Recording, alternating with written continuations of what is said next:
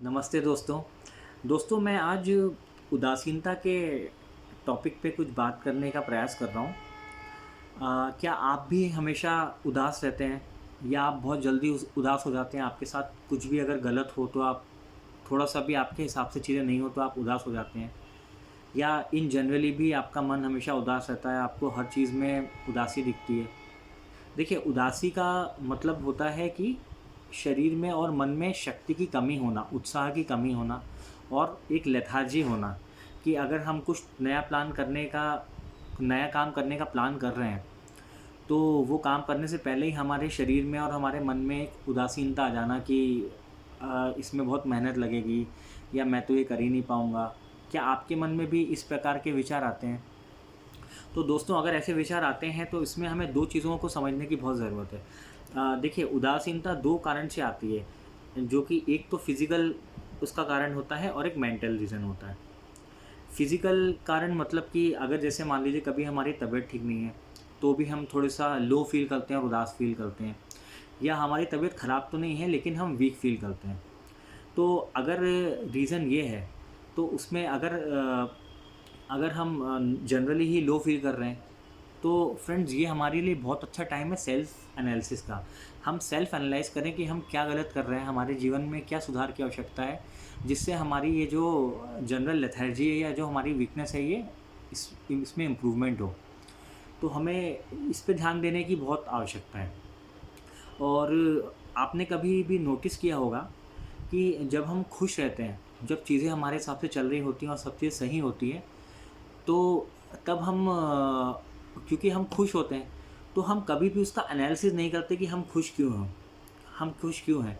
क्यों? क्योंकि अगर आप किसी भी चीज़ का एनालिसिस करोगे ना और आपको उसके अंदर का जो भेद है वो पता चल जाएँगे। आपको पता चल जाएगा कि ये तो थोड़े समय की खुशी है या ये शॉर्ट टर्म के लिए है। तो आपको ऐसा, क्योंकि हम सब उदास होने से डरते हैं, तो इसलिए हम कभी ऐसा एनालिसिस करते ही नहीं हैं।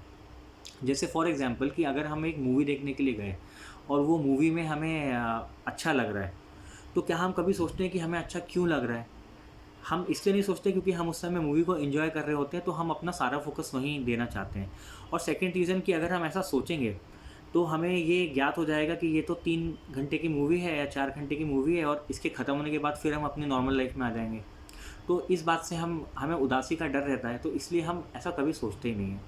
तो दोस्तों इसलिए मेरा आपको ये कहने का मतलब ये है दुखी रहना, दुःख होना या थोड़ी कुछ समय के लिए उदास होना, इसमें कोई बुराई नहीं है बॉस, क्योंकि ये सेल्फ एनालिसिस का टाइम है। देखिए, जब हम खुश रहते हैं, तो हम कभी भी एनालिसिस नहीं करते कि हम खुश क्यों हैं और करना भी नहीं चाहिए। लेकिन जब हम दुखी रहते हैं, तो ये बहुत अच्छा टाइम है ये सोचने का कि व्हाट वेंट रॉन्ग? क्या गलती हो गई? हमने ऐसी क्या गलती करी जिससे हम उदास हैं? तो अगर क्या हमारी तबीयत ख़राब है या हम नॉर्मली ही वीक फ़ील कर रहे हैं, तो हमें उसके बारे में सोचना चाहिए कि हम सकारात्मक तरीके से सोचना चाहिए कि हम कैसे इसको ठीक कर पाएँ। और अगर ये किसी मेंटल रीज़न से हमारे में लेथार्जी है, जैसे अगर किसी रिलेशनशिप का प्रॉब्लम है या हम कोई एग्ज़ाम की प्रिपरेशन कर रहे हैं और हमें लग रहा है कि हम पढ़ाई अच्छे से नहीं कर पा रहे, या हम अपने परिवार में अपने पेरेंट्स को लेकर या अपनी वाइफ़ को लेकर या अपने भाई-बहनों को लेकर या अपने बच्चों को लेकर उदास हैं, या हम अपनी जॉब में उदास हैं, कोई हमें उसमें परेशानी है, या हो सकता है कि ये सब चीज़ें सही हो, लेकिन हम खुद से उदास हों। तो बॉस अगर कभी भी ऐसा फ़ील होता है तो सेल्फ़ एनालिसिस करिए और बैठ के अकेले में एकांत में बैठकर ये सोचिए, अपने आप से सवाल पूछिए कि क्या गलत हो रहा है? क्योंकि कहीं न कहीं कुछ तो गलत हो रहा होगा जिसलिए आप उदास हो। और अगर वो आप गलत आइडेंटिफ़ाई कर लें, जो कि आप सिर्फ़ खुद ही कर सकते हैं। देखिए, आप अगर कोई भी किसी से भी अपनी प्रॉब्लम शेयर करते हैं, तो वो अपने हिसाब से आपको आंसर देगा। लेकिन ज़रूरी नहीं है कि उसका जो जो दृष्टिकोण है, वो दृष्टिकोण आप पे भी सटीक बैठे। तो आपको ये खुद से ही इसका सवाल करना पड़ेगा कि आपको क्या तकलीफ़ है? आपको किस चीज़ से प्रॉब्लम है और उसका सॉल्यूशन क्या है? कुछ चीज़ें ऐसी होती हैं जिनका सॉल्यूशन निकल जाता है, कुछ चीज़ें ऐसी होती हैं जिनका सॉल्यूशन नहीं निकल पाता। जैसे फॉर एग्ज़ाम्पल कि हमारे पेरेंट्स हैं, तो हम उनका सॉल्यूशन तो नहीं निकाल सकते।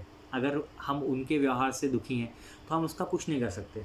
हम बस ये कर सकते हैं कि हम इस चीज़ को मान सकते हैं कि हाँ, ये परिस्थितियाँ ऐसी ही हैं और ये ऐसे ही चलेगी, हमें इन्हीं में खुश रहना है, तो हम उसमें ही खुशी ढूँढ सकते हैं।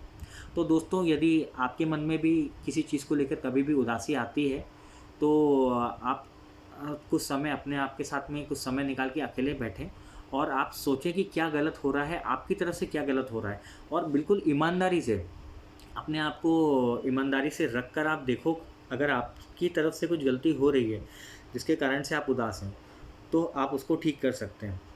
और फ्रेंड्स, सबसे अच्छी बात ये है कि जब तक हम खुद से ईमानदार नहीं होंगे ना, जब तक हम हमेशा अपनी चीज़ों को का जो दोष है, जो हमारे साथ घटित हो रहा है, उसमें अगर कुछ भी गलत हो रहा है, तो हम दूसरों को ही उसका दोषी ठहराते रहेंगे। और ये सबसे आसान काम है, क्योंकि कोई भी इंसान अपने आप को कभी दोषी नहीं मानना चाहता है। उसको यही लगता है कि हमेशा किसी के व्यक्ति के कारण ऐसा हो रहा है, जबकि ऐसा होता नहीं है। हम खुद ही सब चीज़ों का, हमारे साथ जो भी अच्छा हो रहा है, बुरा हो रहा है, जैसा भी हमें व्यवहार मिल रहा है, उस सब के लिए हम खुद ही ज़िम्मेदार हैं। क्योंकि कहीं न कहीं उसमें हमारी भी गलती है, और ये अगर हम ईमानदारी से इस बात को सोचें, तो हमें इसका जवाब अपने अंतर्मन से ही मिल जाता है दोस्त, क्योंकि हमारा अंतर्मन ही हमारा सबसे अच्छा दोस्त है, और वो ही हमें सबसे अच्छे से इसका जवाब दे सकता है। तो दोस्तों, उम्मीद करता हूँ कि मैंने आपको कुछ अच्छी बात बताई होगी, और अगर अच्छी बात बताई है तो भी आप कमेंट्स में मुझे बताइए, और अगर अच्छी बात नहीं बताई तो भी आप मुझे कमेंट्स में बताइएगा, और मैं कैसे इसको इम्प्रूव कर सकता हूँ वो भी आप मुझे बताइएगा। तो आज का टॉपिक ख़त्म करते हैं फ्रेंड्स। Bye, thank you.